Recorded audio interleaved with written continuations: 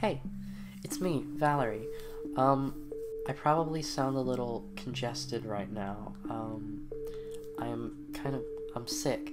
I'm making this video for somebody specific, and that specific person already knows I'm sick. So, whatever.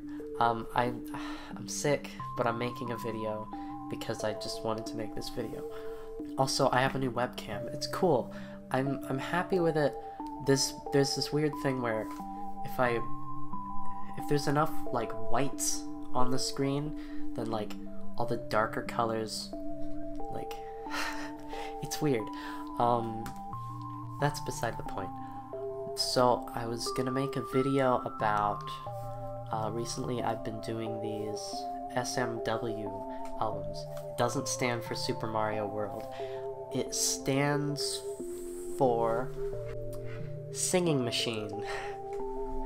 Singing Machine. I have no idea what the W stands for. Probably Singing Machine. Singing Machine. Either way. So basically this thing, it's like a cheap mass-produced karaoke machine that you might see in a Walmart in like the 90s. It's this really shitty karaoke tape machine where you can have 2 mic inputs and then an input in the back for RCA. So the thing is, the microphone ports have a specific knob for echo, and it's not anything more than just like the volume or feedback or whatever of the echo. Probably a bit of both. It's probably just like it's one knob that makes the volume and the feedback gain. I have a similar sort of thing on my MS2KR, which isn't shitty. It's a really cool synthesizer. I got it for only like $250 or something from eBay. Goodbye. I wasn't saying goodbye. I was saying like it's worth my money. Again, I'm changing the subject. So this karaoke machine, it is really bad. It is really bad when you're recording it to the tape. It doesn't record in very good quality, so like anything you put in there, if it's too quiet, it's going to be completely inaudible because it's just going to be drenched in the tape hiss. It's going to be completely drenched in white noise.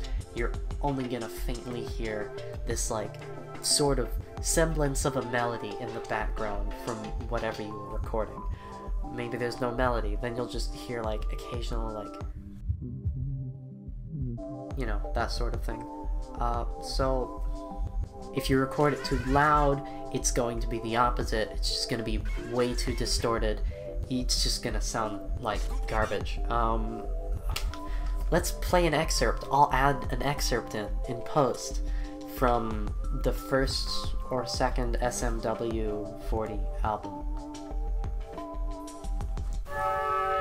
I'll be playing right here. Right there.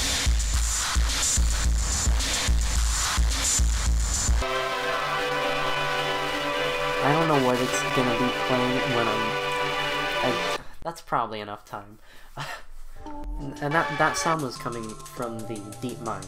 So, I mean, it was barely too loud.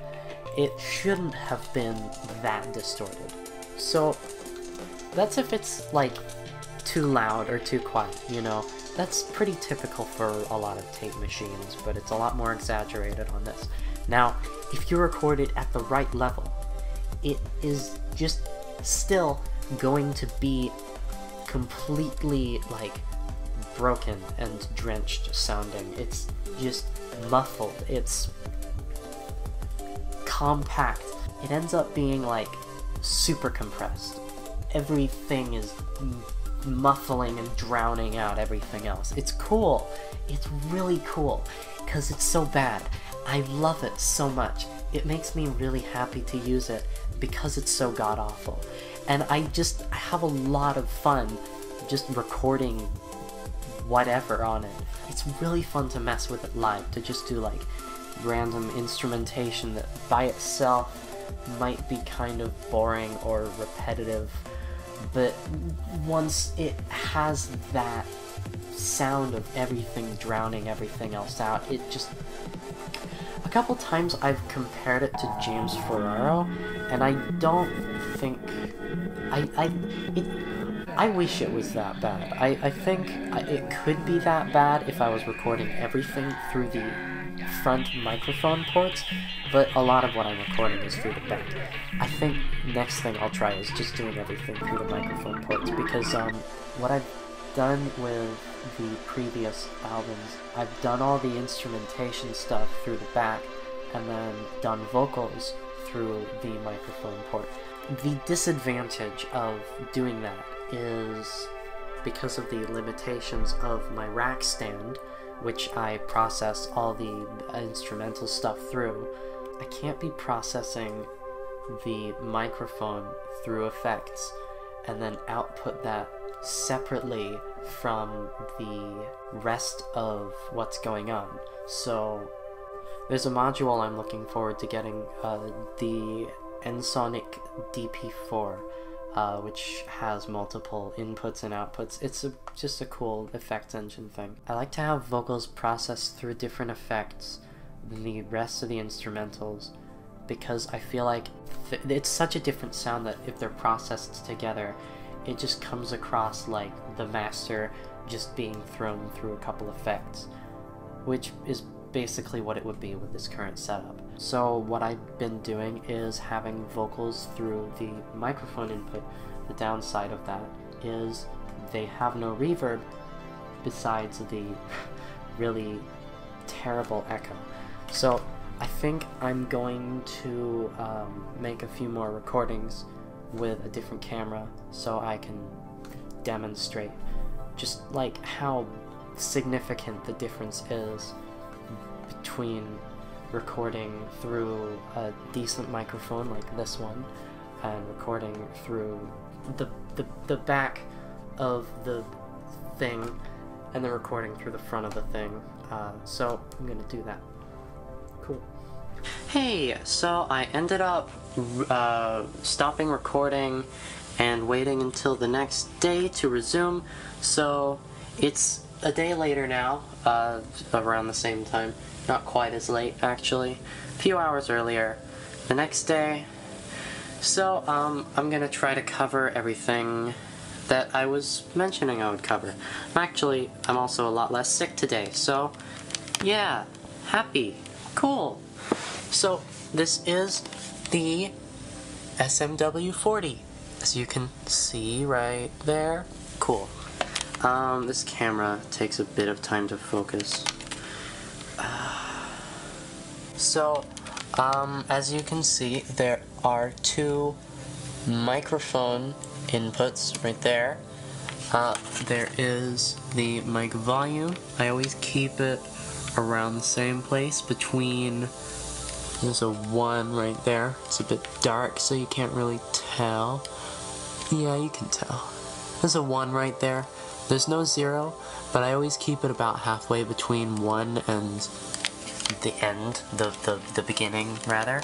There is echo, which just adds this little, like, preset time delay to the vocals, or whatever's going into the mic input.